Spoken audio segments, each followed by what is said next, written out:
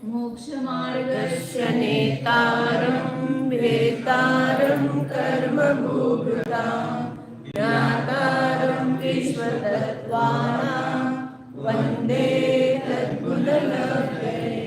श्री वर्धमान माध्याय कापि संघातघातन विद्यास्पदं प्रवक्ष्यामि तत्त्वार्थशोकवार्तिकम्। पंचमूर्ति भगवान की जय। देवादिदेव गजराज श्री आदिनाथ भगवान की जय। परम पूज्य आचार्य श्री उमा स्वामी जी महाराज की जय। परम पूज्य आचार्य श्री विद्यानंद स्वामी जी महाराज की जय। परम पूज्य आचार्य श्री शांति सागर जी महाराज की जय। परम पूज्य आचार्य श्री सरमती सागर जी महाराज की जय। परम पूज्य आचार्य श्री अभिनंदन सागर जी महाराज की जय। परम पूज्य आचार्य गुरुदेव सुंदर सागर जी महाराज की जय। गुरुदेव समंत भद्र स्वामी की जय। परम पूज्य आचार्य श्री सागर जी महाराज की जय।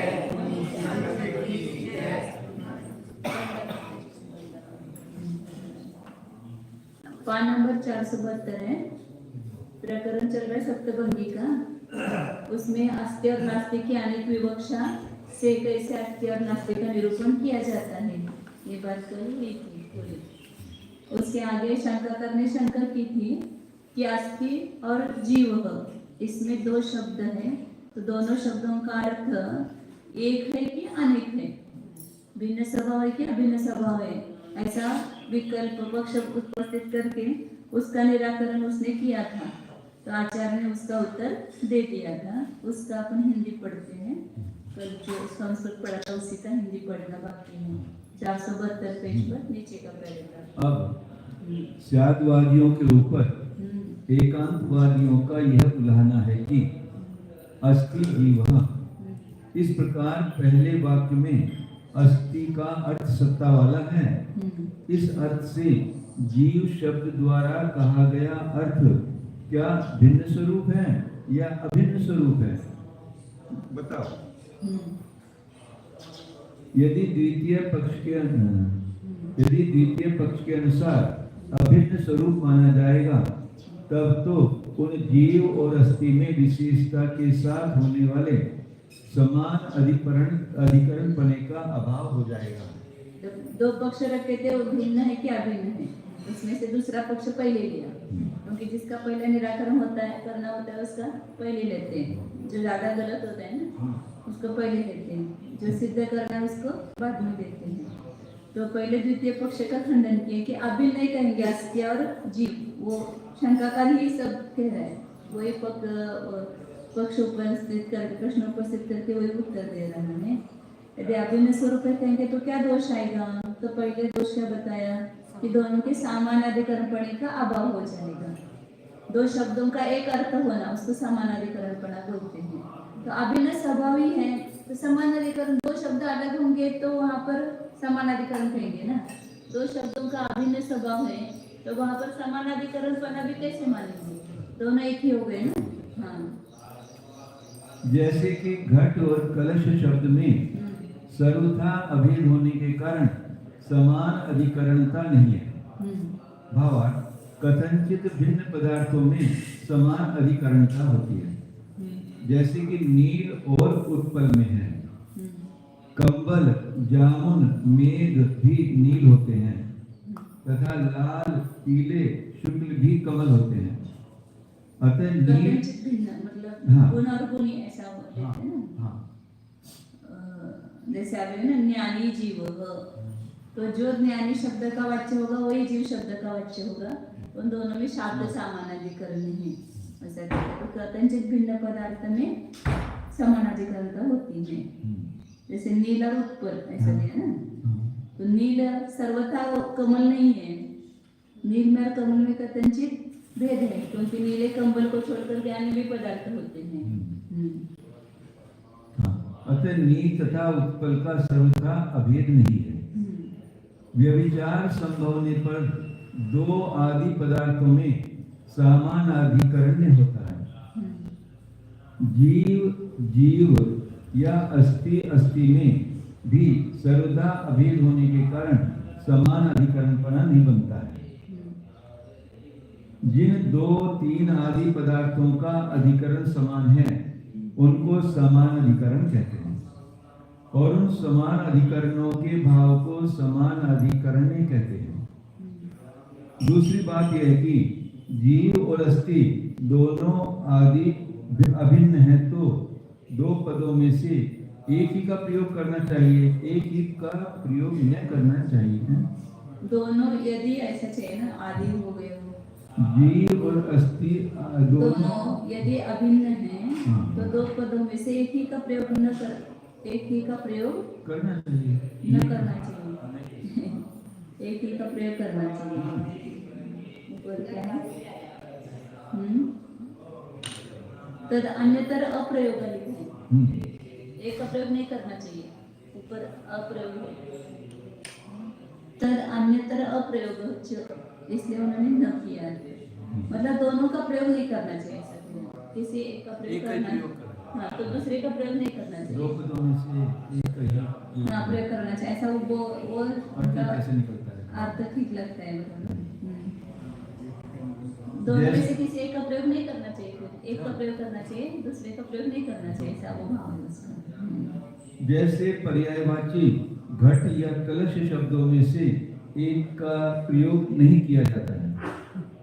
तीसरी बात यह है कि उसी के समान विपर्य हो जाने का प्रसंग होगा, अर्थात जीव और अस्थि के अभेद हो जाने पर अस्थि जीव, ऐसा कहने पर जीव अस्थि, यह भी उद्देश्य और विधेय का परावर्तन हो जाए, अथवा जीव कहने के लिए सामान्य सत्तावाचक अस्थि शब्द कह दिया जाए और सत्ता को कहने के लिए जीव शब्द बोल दिया जाए, तथा संपूर्ण द्रव्य और पर्यायों को विषय करने वाले अस्थि शब्द के साथ वाच्य सत्ता से जीव को यदि अभिन्न स्वीकार किया जाएगा तो जीव को संपूर्ण द्रव्य और पर्यायों के साथ तदात्मक हो जाने पने का प्रसंग होगा। ये तीसरा दोष बताया।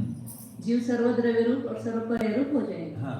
क्योंकि अस्तित्व सबके साथ अभिन्न है और अस्तित्व के साथ जीव अभिन्न हो गया तो जीव सर्वद्रव्य सर्वपर्याय रूप हो गया। फिर तीसरा दोष बताया। यह शंकर दोष है। एवं संपूर्ण द्रव्य और पर्यायों को जीवपना हो जाएगा, यह व्यक्तिगत दोष है। चौथा दोष बताया व्यक्तिगत। जीव सर्वद्रव्य पर्यात्मक हो जाएगा, सर्वद्रव्य और पर्याय जीव रूप हो जाएंगे, उनको जीवपना प्राप्त हो जाएगा। इस प्रकार संपूर्ण द्रव्य पर्यायों के युगपत तदात्मक प्राप्ति और परस्पर में विषय का परिवर्तन रूप संकर व्यतिकर दोनों दोष हो जाएंगे।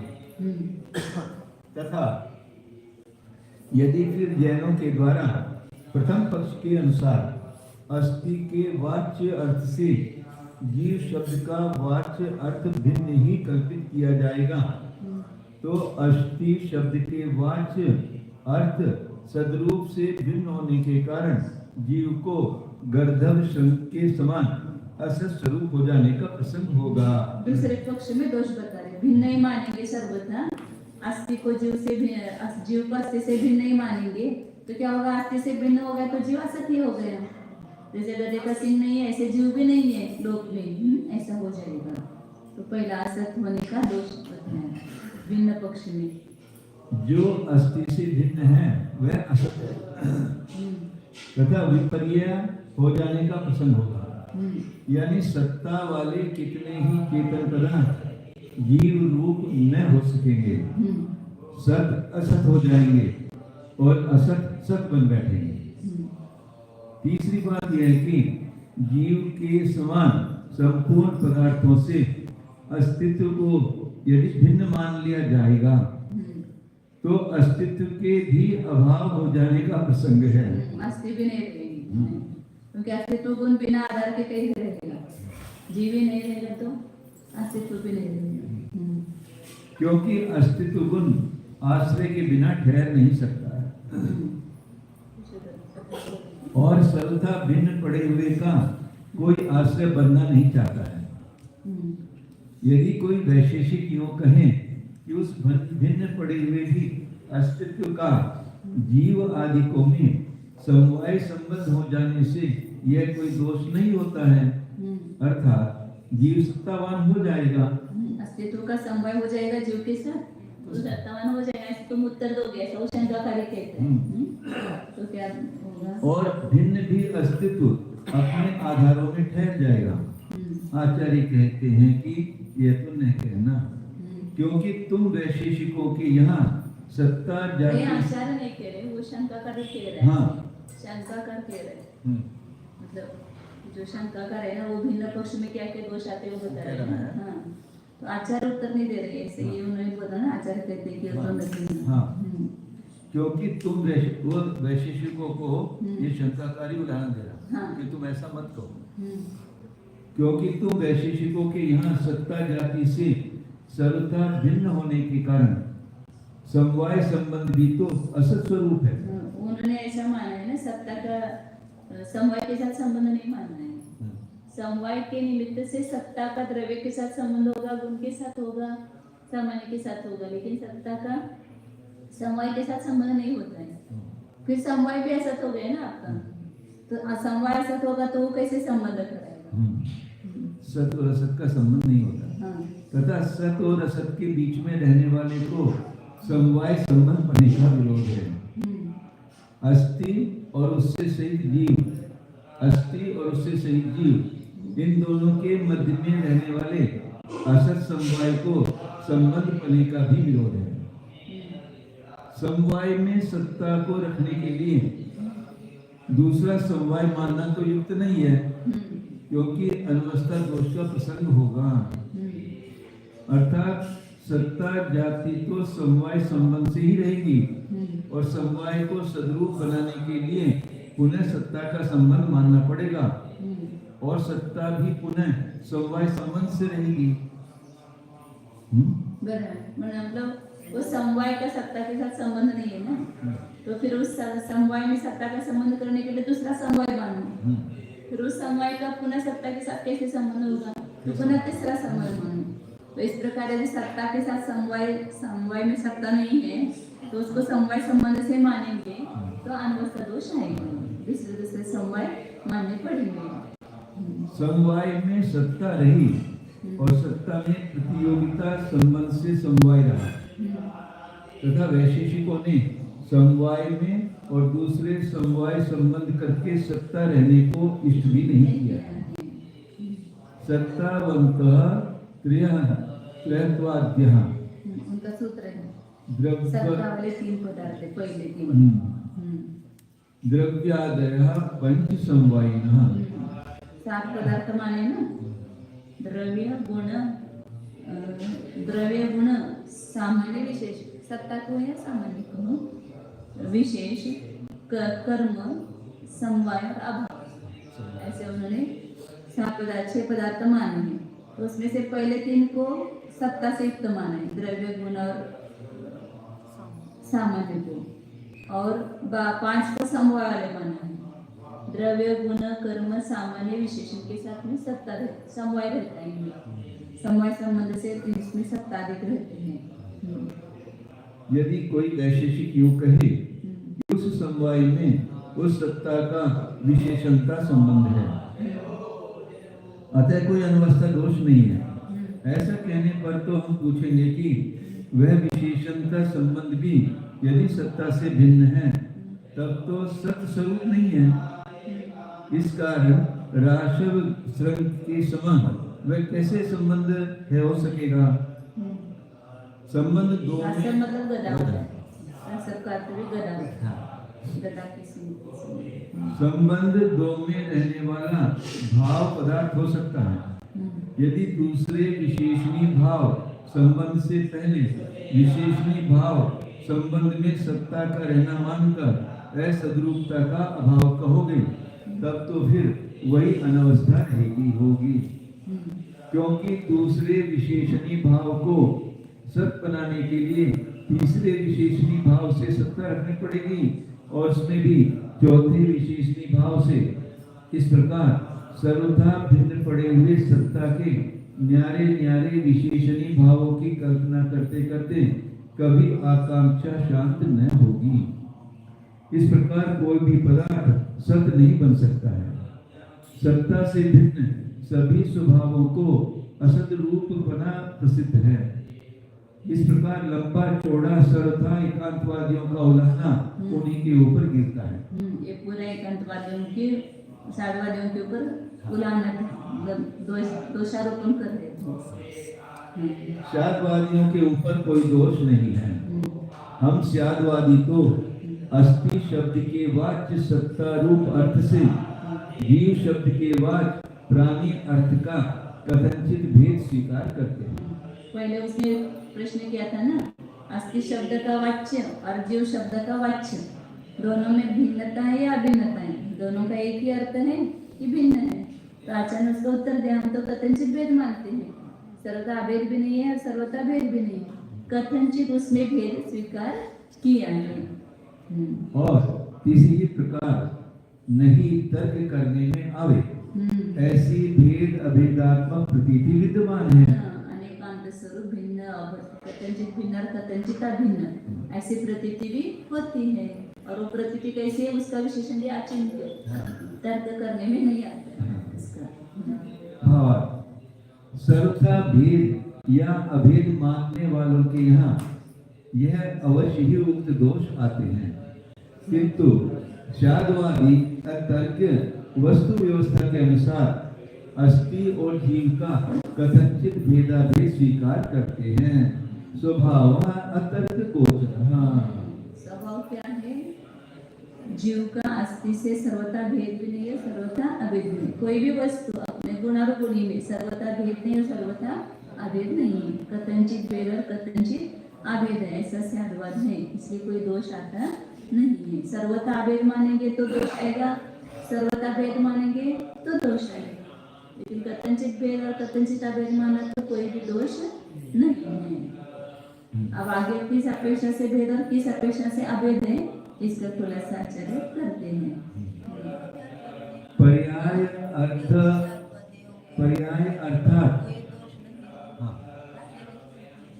यहाँ से आचार्य का ही उत्तर है ना।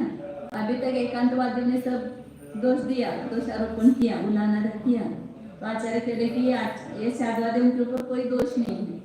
आपने जो जो दोष दिखाए वो शादवादियों के ऊपर नहीं आते। सर्वथा एकांतवादियों के यहाँ सब दोष आते हैं, लेकिन शादवादियों के ऊपर कुछ भी दोष नहीं आते हैं। आपको जो बताए वो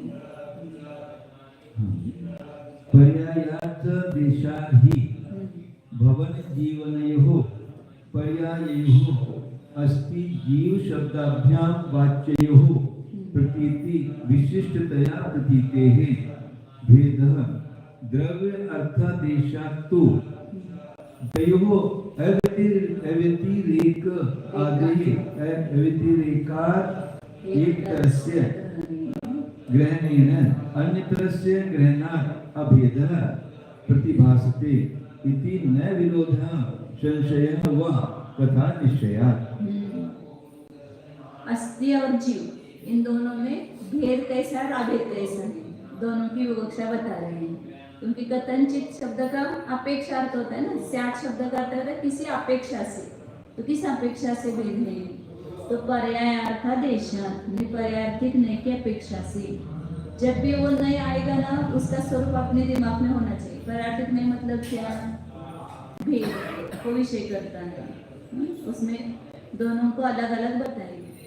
तो पर्यायार्थिक नए की अपेक्षा से अस्थि शब्द जीव शब्द का वाच्य क्या है? भवन मतलब होने रूप पर्याय, और जीव शब्द का वाच्य क्या है? जीवन रूप पर्याय, जीना जीना, ये जीव शब्द का अर्थ है। और अस्थि का अर्थ क्या है? होना। दोनों के अर्थ में अलग भेद हो गए ना पर्यायार्थिक नए की अपेक्षा से, क्योंकि हमने दोनों में भेद देखा।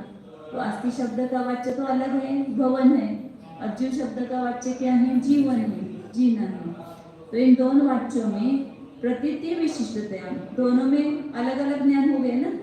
उसमें भवन होना इस प्रकार का ज्ञान हो रहा है, और जीव शब्द को सुनते हुए ये जी रहा है या जी पहले जिया था आगे जिएगा, तो जीवन रूप अर्थ प्रतीति में आ रहा है। तो दोनों शब्दों का विशिष्ट प्रतीति होती है, अलग अलग ज्ञान होता है, इसलिए प्रतीति है भेद। प्रतीति से उन दोनों में क्या है? भेद है। तो दोनों शब्दों की वाच्यार्थ की प्रतीति अलग अलग हो रही, ज्ञान अलग अलग हो रहा है। और द्रव्यार्थादेशात जब द्रव्यार्थिकने की अपेक्षा से देखेंगे तो तयोः अव्यतिरेकत अस्थि और जीव इन दोनों में अभेद है। अस्थि गुण है और जीव गुण ही है। गुण बुद्धि में कथनचित अभेद है, प्रदेश भेद नहीं है। उनमें अभेद होने से एक तरह से ग्रहण है। जब जीव शब्द ग्रहण करेंगे तो अस्थि शब्द उसमें है ही, और अस्थि जब ग्रहण करेंगे तो अस्थि किसके आधार से रहेगा? जीव के आधार से रहेगा। इसलिए एक के ग्रहण से दूसरे का ग्रहण होने से दोनों में अभेद प्रतिभासित होता है। द्रव्यार्थिक में से दोनों में अभेद है और पर्यार्थिक में से दोनों में भेद है। ऐसा कथनच शब्द का अर्थ खुलासा किया। इति न विरोध, इसलिए इन दोनों में विरोध नहीं है। दोनों शब्द कहो तो भी विरोध नहीं है, अथवा संशय भी नहीं इसमें कोई, क्योंकि यहाँ पर विवक्षा बता दी है ना, निश्चित विवक्षा बता दी है, तो इसमें संशय भी नहीं है। क्योंकि तथा निश्चय, संशय कब होता है? जब निर्णय नहीं होता है। दोनों में से ये है कि ये है ऐसा निर्णय नहीं होता है, तब संशय उत्पन्न होता है। और निश्चय हो है, दृढ़ निश्चय है, तो वहां पर संशय भी नहीं होता है। तथा निश्चय, उस प्रकार का निश्चय होने से संशय भी नहीं है। ततः एव न संकरः व्यतिकरः वा येन रूपेण जीवस्य अस्तित्वं तेन एव नास्तित्वः अनिष्टः, येन च नास्तित्वं तेन एव अस्तित्व अनुगमात् तद उभयस्य अपि उभयात्मकत्व अनास्थानाच्च उभयात्मकत्व अनास्थानाच्च,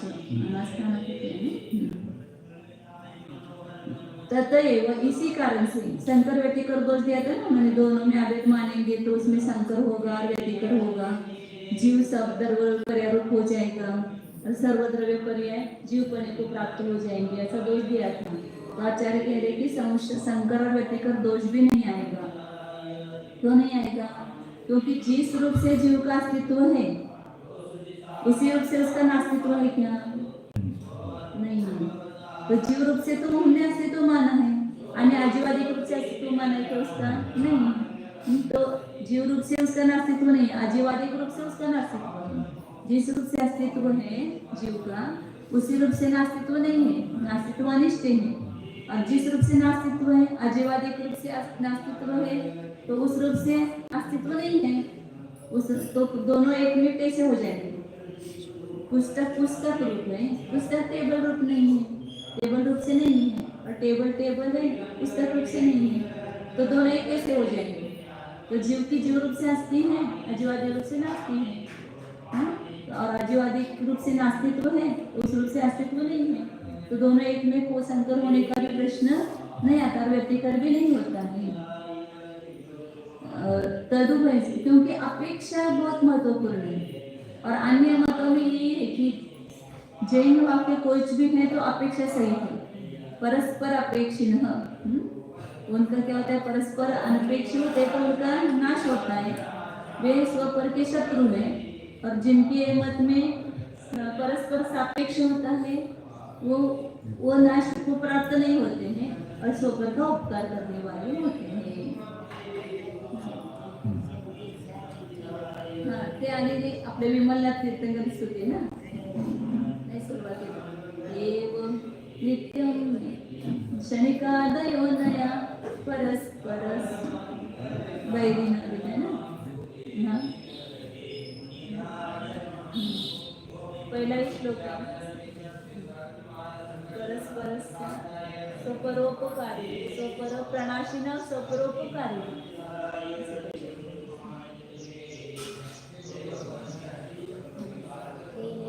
मिथोनपेक्षा एव नित्य क्षणिकादयो नया मिथोनपेक्षा स्वपरप्रणाशिनः तयेव तत्त्वं विमलस्य ते मुने परस्परेक्षा स्वपरोपकारिणः। जो नित्य क्षणिकादिक नय है, यदि परस्पर में अनपेक्ष है, निरपेक्ष है, तो कैसे है? स्वर पर दोनों का भी नाश करने वाले हैं। और जो आपके मत में वे ही नित्य क्षणिकादिक नहीं कैसे है? परस्पर सापेक्ष है, तो वे कैसे है? स्वपर उपकार, स्वर पर दोनों का भी उपकार करने वाले हैं। इसलिए अपेक्षा से लगाओ तो दोनों बराबर है। तदुभयस्यापि उभयात्मकत्व अनास्थानाच्च, और वे दोनों अस्ति और नास्ति, ऐसा लेना है ना।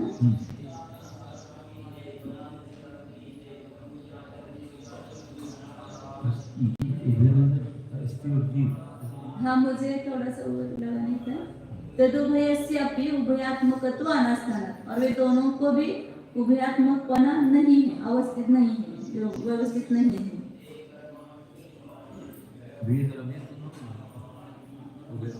नहीं, अस्ति और नास्ति को लेना पड़ेगा, उभय दोनों को।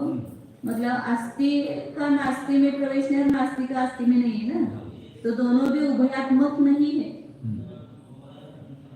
अस्ति अस्ति नास्ति हो और नास्ति भी अस्ति नास्ति रूप हो, तो फिर दोनों में एक में प्रवेश हो जाएगा, व्यतिकर होगा।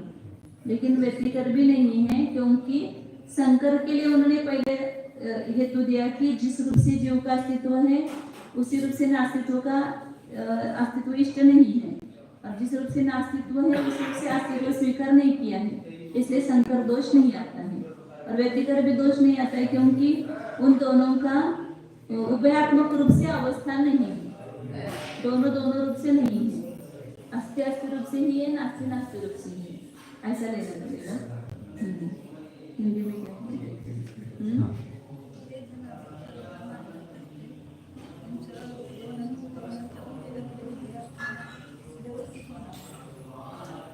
व्यतिकर नहीं है, इसके लिए उन्होंने वो हेतु दिए व्यतिकर। कारण की पर्यायर्थिक न की अपेक्षा से तो अस्थि शब्द के वाच्य भवन यानी सत्ता और जीव शब्द कर कहा जाए जीवन रूप पर्यायों का विलक्षण प्रतीति होने के कारण दोनों पर्यायों की प्रतीति का भेद है, किंतु द्रव्यार्थिक न की अपेक्षा से उन दोनों पर्यायों का अभेद होने के कारण दोनों में से किसी एक का ग्रहण करने से बचे हुए दूसरे एक का ग्रहण हो जाता है, अतः अभेद दिख रहा है। इस प्रकार कोई विरोध नहीं है। विरोध तो अनुपलब्ध होने से साथ लिया जाता है। यहाँ तो दोनों का एक साथ उपलब्ध हो रहा है, अतः अथवा संशय भी नहीं है, क्योंकि इस प्रकार भेद अभेद का निश्चय हो रहा है। इसी कारण अनेकांत में संकर अथवा व्यतिकर दोष भी नहीं है, क्योंकि जिस स्वरूप से जीव को अस्तिपन सिद्ध है उसी स्वभाव से नास्तिपन इष्ट नहीं है, और जिस स्वभाव से नास्तिपन है उसी स्वभाव से अस्तिपन स्वीकार नहीं किया गया है। अतः शंकर न हो सका तथा उन भेद अभेद दोनों को पुनः उभयात्मक बना व्यवस्थित नहीं है। इन दोनों को उभयात्मक बना व्यवस्थित नहीं है। भेद में भेदाभेद नहीं, ऐसा नहीं है। उभयात्मक उभय को उभयात्मक बना नहीं है, ये लगाना उभयात्मक बना व्यवस्थित नहीं है। भेद में पुनः भेदाभेद हो और अभेद में पुनः भेदाभेद हो, ऐसा नहीं, ऐसा लेना।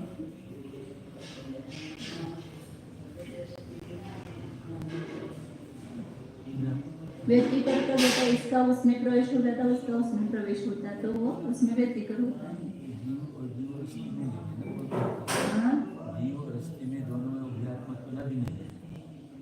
इन्होंने भेदाभेद ऐसा लिया है, उन भेदाभेद दोनों को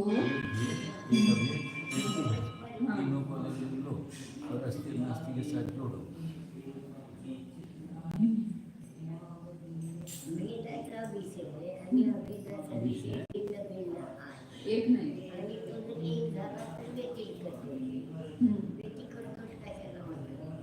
परस्पर विषय गमनम व्यतिकरः तो अभेद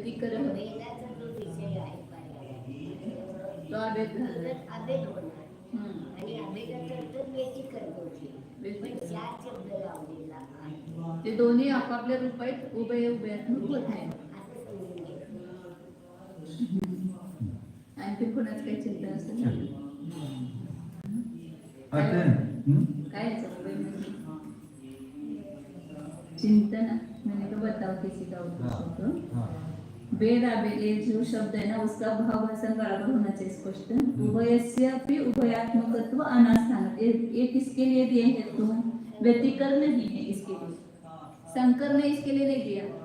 शंकर ने इसके लिए तो पहले दिया कि जो जिसका स्वरूप है उस रूप से है, दूसरे रूप से नहीं। उसी रूप से नास्तित्व नहीं है, जिस रूप से नास्तित्व उसी रूप से अस्तित्व नहीं है, तो परस्पर में शंकर नहीं होगा। जीव का जीव रूप से अस्तित्व है तो जीव रूप से नास्तित्व नहीं है, जो अजीव रूप से नास्तित्व है तो अजीव रूप से अस्तित्व नहीं है, तो इसलिए शंकर नहीं होगा। जीव अजीव सब मिलकर के खिचड़ी नहीं होंगे। और व्यतिकर नहीं है, मतलब सर्वत्र पर्याय जीवपने को प्राप्त होंगे, ऐसा दिया था ना उन्होंने।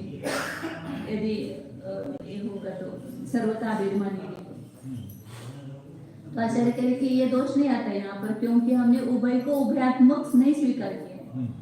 उभय मतलब भेद अभेद दोनों उभय रूप नहीं है।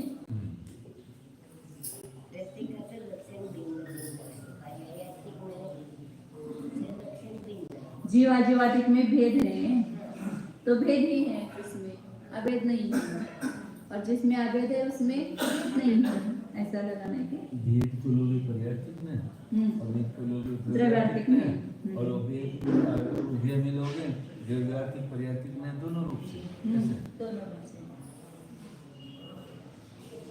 इसलिए ऐसा कहना है हमने, वेद अभेद दोनों को पुनः उभयात्मक पना व्यवस्थित नहीं है, अतः परस्पर में विषय बदलना न होने के कारण व्यतिकर नहीं हुआ। द्रव्यार्थिक नहीं का विषय पर्यार्थिक का और पर्यार्थिक नहीं का विषय द्रव्यार्थिक का, ऐसे परस्पर में प्रवेश नहीं होगा, उनका विषय गमन नहीं होगा, इसलिए व्यतिकर नहीं होगा। अवस्था भी नहीं होती है। वैधिकरण यानी भिन्न भिन्न अधिकरणपना, अप्रतिपत्ति ज्ञान न होना और अभाव हो जाना, ये दोष तो अनेकांत में कैसे भी नहीं आते हैं। दोष है ना, शंकर व्यतिकर बताया ऊपर, हाँ संशय भी बताया ऊपर। संशय हो गया, शंकर व्यतिकर हो गया, तीन हो गए थे। और अनवस्था भी दोष नहीं आएगा। वैधिकरण भिन्न भिन्न अधिकरण होना ये भी दोष है, वो भी नहीं आएगा। और अप्रतिपत्ति ज्ञान न होना और अभाव ही हो जाएगा, ये 5 दोष भी नहीं आते अनेकांत में। 8 दोष में है ना न्याय में। संशय विपर्य भी लेते ना, संशय अनवस्था वैधिकरण में अप्रतिपत्ति ने अभाव। तीन चार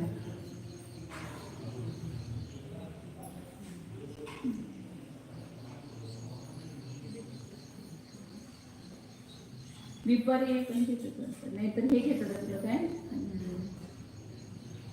अनवस्था। अनवस्था अनवस्था घेतलीस की अनवस्था, हा अनवस्था, हा हा हा अनवस्था वैधिकरण अप्रतिपत्ति आणि अभाव हे 4 झाले, आणि वर संशय संकरण व्यतिकर झाले। सांगितलं की आता 4 घेतलेस का? चल आपण गेले होते की प्रमेकल मात्रांच्या लिहिल्या पाठीमाला नाही, आता आपण 2 झाले किती। चल आगे न च एवं एकांत उपगमे कश्चित् दोषः सुनय अर्पितस्य एकांतस्य समीचीनतया स्थितत्वात् प्रमाण अर्पितस्य अस्तित्व अनेकांतस्य प्रसिद्धेः।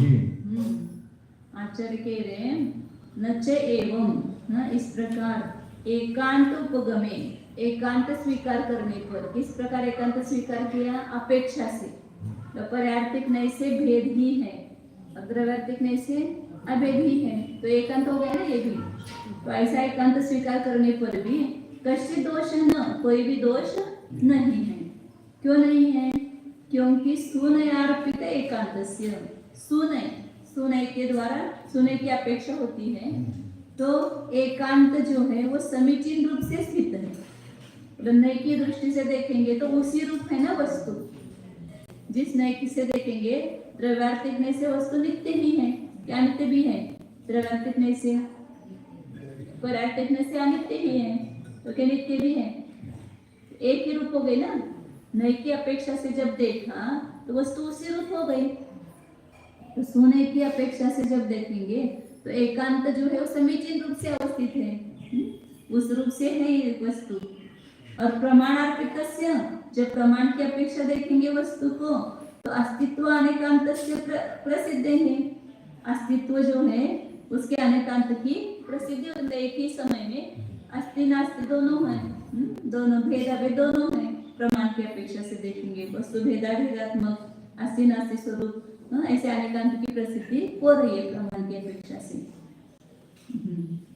येन आत्मनः अनेकान्तः तेन आत्मनः अनेकान्तः एव इति एकांत अनुषंगः अपि न अनिष्टः प्रमाण साधनस्य एव अनेकान्तत्व सिद्धेः न साधनस्य एकांत व्यवस्थितेः तेः अनेकान्तः अपि अनेकान्तः इति प्रतिज्ञानात्। आचार्य के वो शंका का दिक्कत रहेगा क्या कि आपके अनेकांत में भी एकांत हो गया। जिस स्वरूप से अनेकांत है उस स्वरूप से अनेकांत ही है। तो ऐसा एकांत हो गया ना आपने अनेकांत स्वरूप ही वस्तु मान ली सर्वथा। तो अनेकांत का भी एकांत हो गया आपके। वस्तु ऐसी अनेकांत स्वरूप ही है आप ऐसा कहते हो। तो आपके अनेकांत भी कैसा हो गया? एकांत स्वरूप हो गए ना। तो आप भी एकांत हो गए। तो ऐसा मानना आचार्य के देखिए इष्ट नहीं है। क्योंकि प्रमाण साधन जब प्रमाण साधन से वस्तु को देखा तो कौन सी सिद्धि हो गई? अनेकल्पना की सिद्धि होती है। और जब नए साधन का प्रयोग करते हैं तो वस्तु कैसे व्यवस्थित है? एकांत रूप से व्यवस्थित है। नहीं तो एक ही धर्म को देख रहे हैं, एक धर्म के द्वारा पूरे धर्म को ही देख रहे हैं, लेकिन वह एक धर्म रूप से देख रहा है। तो एकांत नए साधन का एकांत व्यवस्थित होने से अनेकांत भी हमारा अनेकांत है ऐसी प्रतिज्ञा है। हमारा सर्वथा अनेकांत नहीं रहा, एकांत अनेकांत का एकांत नहीं हुआ। हमने वस्तु को कथनचित अनेकांत स्वरूप और कथनचित एकांत स्वरूप माना। जब वस्तु का देखने का साधन प्रमाण रहेगा तो वस्तु अनेकांतात्मक है, और नई दृष्टि से जब वस्तु को देखेंगे तो वस्तु एकांत स्वरूप है। तो इसलिए हमारा अनेकांत भी अनेकांत है ऐसी प्रतिज्ञा है। इसलिए अनेकांत कभी एकांत नहीं है। तदुत्तम अनेकांत प्रमाण नय साधन अनेकांत प्रमाणार्थे अरण्यनाथ भगवान की स्तुति में ये श्लोक आया है कि अनेकांत अपि अनेकांत प्रमाण नय साधन। प्रमाण और ये हेतु है। वैसे अनेकांत भी अनेकांत स्वरूप है। क्यों? क्योंकि प्रमाण नए साधन, अनेकांत का साधन दो है, प्रमाण और नए। अनेकांतात्मक वस्तु को जानने के साधन दो है, प्रमाण और नए। न एव एक अनेकांत प्रमाणार्थे। आपके मत में वस्तु प्रमाण की अपेक्षा से जब जानते हैं तो अनेकांत स्वरूप है, और अर्पितात नयात तर एकांत अर्पितात नयात। और जब नई की मुख्यता से देखते हैं वस्तु को तो वो एकांत स्वरूप है। इसलिए हमारा आपका अनेकांत भी अनेकांत स्वरूप है, अनेकांत का भी एकांत नहीं है। न च एवं अनवस्था अनेकांतस्य एकांत अपे अपेक्षित्वे न एव अनेकांतत्व व्यवस्थिते एकांतस्य अपि अनेकांत अपेक्षितया एव एकांत व्यवस्थाना नच एवं अनवस्था अनेकांतस्य। अनेकांत की अनवस्था नहीं है। एक अनेकांत के लिए दूसरा अनेकांत, फिर दूसरे के लिए तीसरा अनेकांत, ऐसे अनेकांत का अनवस्थान भी नहीं है। एकांत अपेक्षित्वे न एव अनेकांतत्व व्यवस्थिते है। एकांत की अपेक्षा होने पर अनेकांत रूप से व्यवस्थिति नहीं है, और एकांत की अपेक्षा होने पर अनेकांत की अपेक्षा रूप से नहीं। एकांतस्य अपि अनवस्था नच एवं अनवस्था अनवस्थान पाहिजे ना. अनवस्था अनेकांत. हाँ, नचे एवं अनवस्था अनेकांतस्य, इस प्रकार अनेकांत की अनवस्था नहीं है, क्योंकि एकांत अपेक्षित्वे, एकांत की अपेक्षा होने पर न एवं अनेकांतत्व व्यवस्थिति है, एकांतपने की व्यवस्था नहीं बनती है. और एकांत की भी अनेकांत अपेक्षितया एव एकांत व्यवस्थान, अनेकांत की अपेक्षा से ही एकांत का अवस्थितपना है. अनेकांत की अपेक्षा से कैसे? एकांत का भी अनेकांत की अपेक्षा से ही एकांत व्यवस्था. हाँ, एकांत जो है, ये वस्तु ऐसी है कि जो एकांत किया है वो भी अनेकांत की अपेक्षा से ही एकांत की व्यवस्था है ना. अनेकांत को छोड़ करके एकांत नहीं है. एकांत जो किया वो भी अनेकांत को स्वीकार करके एकांत किया है ना. तो अनेकांत की अपेक्षा से ही एकांत अवस्थित है.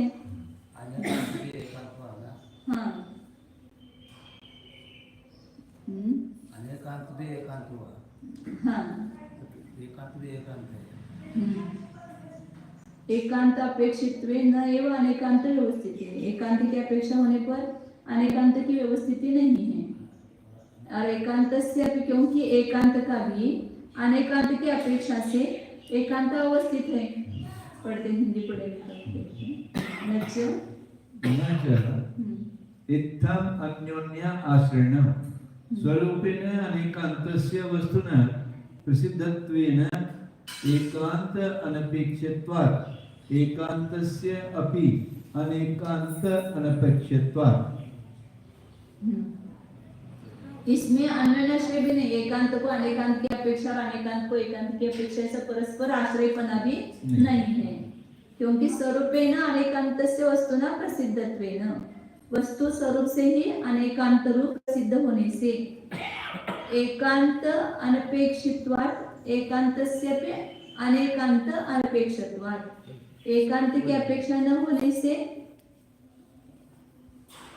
प्रसिद्धत्वेन एकांत अनपेक्षत्वात्, एकांत की अपेक्षा न होने से एकांतस्य भी अनेकांत अनपेक्षत्वात्, और एकांत जो भी अनेकांत की अपेक्षा नहीं करता है, एकांत भी निरपेक्ष है. ने दो वही आया. एकांत हाँ, अनेकांत वस्तु को प्रसिद्ध होने से, वस्तु का अनेकांत जो है प्रसिद्ध होने से, स्वरूप से प्रसिद्ध होने से एकांत की अपेक्षा नहीं है, और एकांत को भी अनेकांत की अपेक्षा नहीं है. इसलिए परस्पर आश्रयपना नहीं है. प्रत्येक धर्म भी अपने अपने रूप से है ना. उस धर्म की उत्पत्ति के लिए बराबर सिद्धि पर है कि परस्पर सापेक्ष हो, लेकिन उसका रहना जो है वो निरपेक्ष है. मतलब उसके लिए अपेक्षा की जरूरत नहीं है. ततः एव तयोः अविनाभावस्य अन्योन्य अपेक्षया प्रसिद्धेः कारक ज्ञापन आदि विशेषवत्. वही दिया. इसीलिए उन दोनों में अविनाभाव जो है वो अनेकांत और एकांत में अविनाभाव जो है वो परस्पर सापेक्ष से प्रसिद्ध है. अनेकांत की सिद्धि के लिए एकांत चाहिए और एकांत की सिद्धि के लिए अनेकांत. दोनों की परस्पर सापेक्ष है, सिद्धि सापेक्ष है, लेकिन उसका होना वो सापेक्ष नहीं है. जैसे कारक और ज्ञापक आदि विशेषण के समान. कारक हेतु जो है वो कारण रूप होते हैं ना. उसकी उत्पत्ति जो है और ज्ञापक हेतु दोनों में अंतर है ना. धूप से अग्नि जाना जाता है, ज्ञापक हेतु. हाँ. और कारक हेतु. अग्नि से धुआं की उत्पत्ति होती है, वो कारक हेतु हो गया. तो वो कारक और ज्ञापक आदि के विशेषण के समान परस्पर की उत्पत्ति तो सापेक्ष नहीं है, लेकिन परस्पर की सिद्धि जो है वो सापेक्ष है. ऐसा अनेकांताला एकांताची जोड आहे आणि एकांताला अनेकांताची अपेक्षा. मतलब उसकी सिद्धि होने के लिए दोनों की परस्पर अपेक्षा है. वो उत्पन्न होने के लिए दोनों परस्पर अपेक्षा नहीं, परस्पर के आधार से नहीं. अस्थि गुण अस्थि रूप से है, उसके लिए जीव की अपेक्षा नहीं है, और जीव को अस्थि की अपेक्षा नहीं है. जीव जीव रूप से है, लेकिन दोनों की जो अविनाभाव है वो परस्पर सापेक्ष है। आगे वो कारिका दे रहे हैं। धर्म धर्म विना भाव सिद्ध्यन्त्यन्योन्य वीक्षया न स्वरूपं सतो हेत्वत् कारक ज्ञापकांगवत्। देवागम स्तोत्र का ही धर्म और धर्मी का अविनाभाव परस्पर सापेक्ष से सिद्ध होता है। धर्म के बिना धर्मी नहीं और धर्मी के बिना धर्म नहीं है, तो उसकी सिद्धि परस्पर सापेक्ष है। लेकिन धर्म स्वतः सिद्ध है और धर्मी भी स्वतः सिद्ध है। न स्वरूपम स्वतः ही है, स्वरूप जो है परस्पर सापेक्ष नहीं है, वो स्वतः है न, जैसे कारक और ज्ञापक अंग के समान।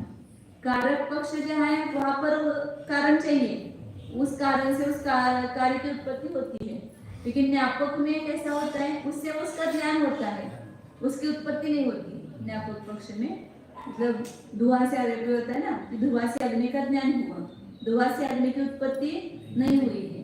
तो एक की अग्नि की सिद्धि के लिए धुआं वहां पर साधन है, तो वो हाँ ज्ञापक है। तो कहेंगे पर्वत पर अग्नि है क्योंकि धुआं होने से ज्ञापक हेतु है, ज्ञान हुआ, धुआं से अग्नि का ज्ञान हुआ, धुआं से अग्नि की उत्पत्ति नहीं हुई, तो उसको उत्पत्ति के लिए अपेक्षा नहीं है।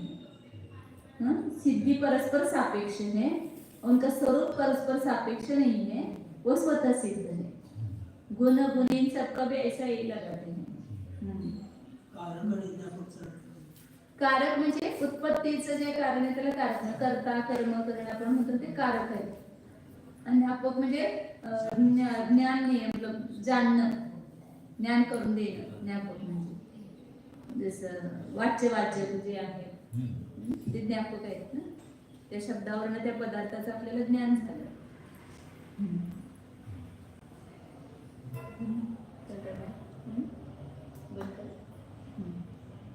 कल पढ़ना इसको, कल पढ़ना धीरे से।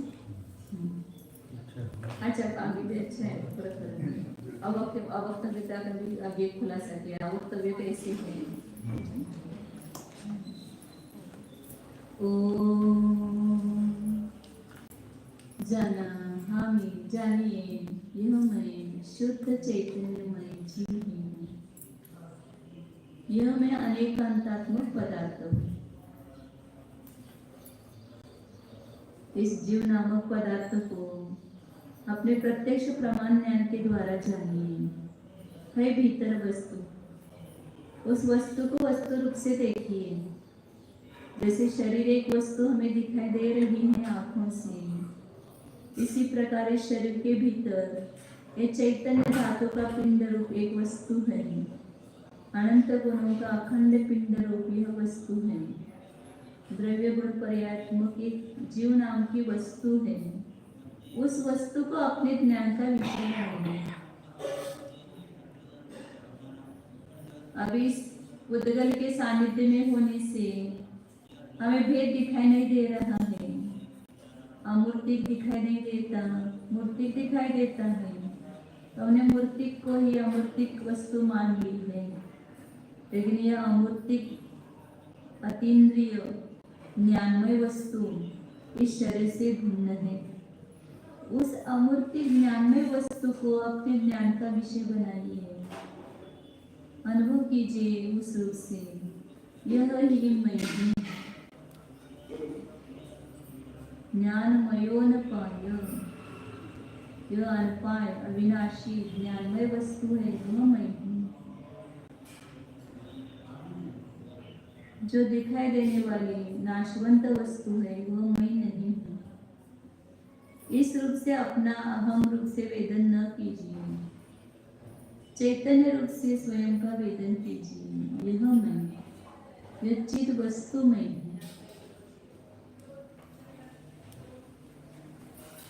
सच्चिदानंद स्वरूप न्यायक स्वरूप शुद्ध एको ध्रुव